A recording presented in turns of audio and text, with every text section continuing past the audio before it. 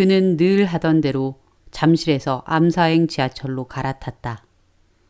며칠째 이어진 야근으로 피곤해지던 그는 무거운 눈꺼풀을 가까스로 뜨며 막차에 올랐다.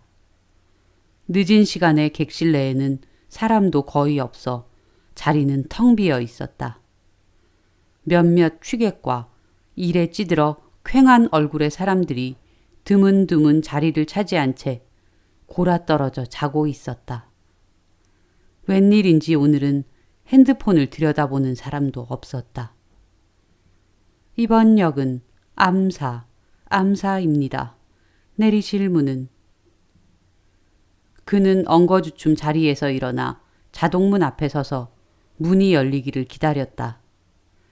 8호선의 마지막 역이라 미리 일어날 필요는 없었지만 빨리 집에 가고 싶은 마음에 저도 모르게 서둘렀다.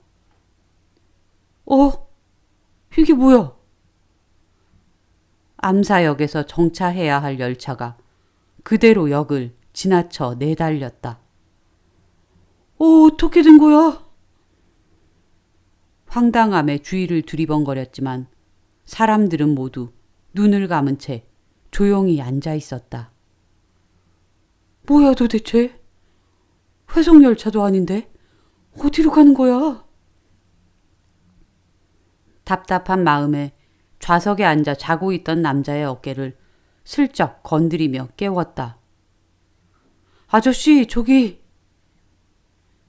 하지만 좀처럼 그는 깨어나지 않았다. 그 옆의 사람도 또 다른 사람도 모두 마찬가지였다. 저기요! 다들 일어나 봐요!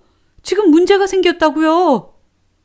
그가 소리치며 소란을 피워도 아무도 깨어나지 않았고 다른 객실에서도 사정은 마찬가지였다.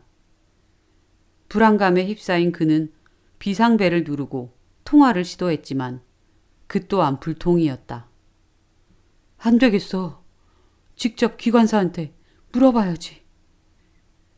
그는 온통 어둠에 휩싸인 창밖의 풍경에 두려움을 느끼며 열차의 맨 앞 기관실로 향했다. 뭐야? 기관사도 자고 있잖아. 그는 기관사의 몸을 거세게 흔들었다. 하지만 기관사는 깊은 잠에 빠진 듯 일어날 생각을 안았고 열차는 거침없이 어둠을 향해 내달렸다. 다시 객실로 돌아온 그는 불안한 마음으로 창밖을 살폈다. 어느새 어둠을 벗어난 열차는 거센 파도가 넘실거리는 바다를 끼고 달리고 있었다. 지하철이 바다를 끼고 간다고? 이게 말이 돼? 그는 다급한 마음에 핸드폰을 꺼내 여자친구 화영에게 메시지를 보냈다. 나 암사역에서 내려야 하는데 열차가 그냥 지나쳐 버렸어. 잠시 후 화영의 답메시지가 도착했다. 그게 말이 돼? 암사역은 8호선 끝이잖아. 화영은 그가 장난을 친다고 생각하는 듯했다. 내가 꿈을 꾸는 건가? 어떻게 이런 일이 있지? 처음 겪어보는 기이한 일에 그는 도통 납득이 되지 않았다.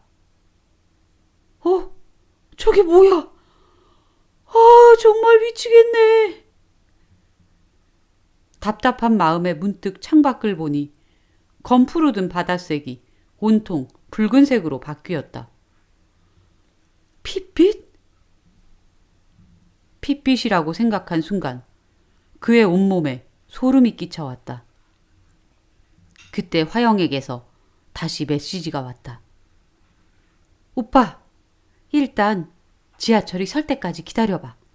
분명히 멈출 거야.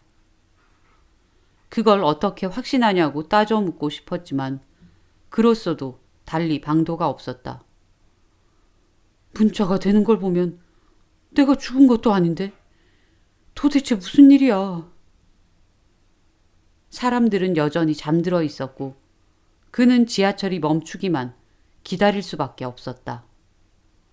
얼마나 지났을까? 자리에 앉아 까무룩 잠이 든 그는 바람의 기척이 느껴져 흠칫 놀라며 깨어났다. 열차가 멈췄잖아. 어느새 열차는 정차해 있고 지하철 문이 열려 있었다. 하지만 문의 바깥쪽은 역 승강장이 아니라 음산한 기운이 감도는 숲이었다. 이거 어떻게 해야 하지? 판단이 서지 않았지만 잠든 사람들과 함께 아무것도 하지 않은 채 있는 것 또한 불안했던 그는 열차 밖으로 발을 내딛었다. 두려움 속에 한 발, 한 발, 앞을 향해 걷는데 화영에게 메시지가 왔다. 오빠, 지하철에서 내렸어? 응. 그럼 앞으로 계속 가. 그러고 있어. 근데 앞으로 가야 하는 이유가 있어?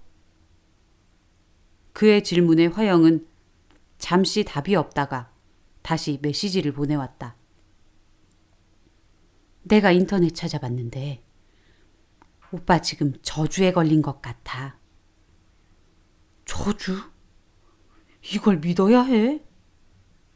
하지만 지금 상황에서 화영은 그가 믿고 의지할 유일한 통로였다. 알았어. 똑바로 가다가 그 다음에는? 계속 걷다가 다리가 하나 나오면 다시 연락해. 난 계속 인터넷 찾아볼 테니까. 그는 화영의 말을 믿고 계속 직진했다. 늘 똑부러지고 판단이 빠른 그녀였으니 이번에도 믿어볼 수밖에 없다. 무엇보다 다른 해결책이 그에겐 없었다. 그는 풀숲을 헤치고 계속 앞으로 나아갔다. 드문드문 가시덤불이 그의 팔과 얼굴을 핥히었지만 아랑곳 않고 전진했다. 화영의 말대로 이게 저주라면 빨리 깨어나고 싶었다. 아, 저기 있다. 다리가 눈앞에 나오자 그는 마치 오아시스라도 만난 것처럼 기뻤다. 다리 도착. 이제 어떻게 하지? 다리를 건너면 작은 교회당이 나올 거야. 그 앞에서 다시 연락해. 교회당? 그녀가 시키는 대로 그는 다리를 건넜다. 물이 흐르지 않는 다리 아래에는 죽은 사람들의 뼈와 해골이 가득했다. 뭐야, 정말 저주인가? 으스스하네. 그는 저도 모르게 발걸음을 재촉했다. 아, 저긴가? 그의 눈에 붉은 십자가가 반짝이는 낡은 교회당이 보였다. 빠르게 교회당을 향해 다가가는데 갑자기 강풍과 폭우가 쏟아지기 시작했다. 아이씨, 빨리 가야겠다. 그는 굵은 빗줄기를 피하려 숨이 차도록 달려갔다. 아, 무슨 비가 이렇게 뜨겁고 무겁지? 뜨거운 빗줄기는 흐느끼는 듯한 소리를 내며 그의 머리 위로 거세게 퍼부었다. 교회당 처마 밑에서 빗물을 털며 그는 화영에게 메시지를 보냈다. 화영아, 도착했어. 안으로 들어가? 스테인드 글라스 틈새로 은은한 촛불의 빛이 흘러나오는 교회당 안쪽을 들여다보며 그는 화영의 메시지를 기다렸다. 들어가지 말고 기다려. 기다리라는 메시지를 끝으로 화영은 한동안 답이 없었다. 쏟아지는 빛 속에서 마냥 기다리는 게 답답했던 그는 그녀에게 전화를 걸었다. 벨소리가 교회당 주변 숲을 사이사이에서 쏟아져 나오듯 울려 퍼졌다. 뭐야? 그는 핸드폰을 귀에 댄 채 어둠에 휩싸인 수풀을 흘낏거렸다. 벨소리와 함께 수풀이 스산하게 움직였다. 얜 왜 이렇게 전화를 안 받아? 전화가 연결되지 않자 추위와 불안감에 조급해진 그가 교회당 문을 열려는데 딩동 메시지가 도착했다. 오빠, 좀 전에 보고 있던 숲을로 와. 숲을? 숲속으로 가라고? 그는 화영의 말대로 숲 쪽으로 발길을 옮기며 의아한 생각에 다시 물었다. 내가 숲을 보고 있던 건 어떻게 알았어? 그가 숲을 앞에 다다르자 다시 메시지가 왔다. 내가 여기 있거든. 얘가 무슨 소리야, 갑자기. 그는 핸드폰을 내리고 주위를 둘러보았다. 순간 숲풀 속에서 스르르 뭔가가 흘러나왔다. 허! 검은 망토를 하고 긴 낫을 든 해골머리의 사신이 그의 앞에 나타났다. 오빠, 잘 왔어. 기다리고 있었거든. 그는 그제야 사신이 화영을 흉내내 자신을 유인했다는 걸 깨달았다. 먼 길 잘 왔어. 이제 가야지.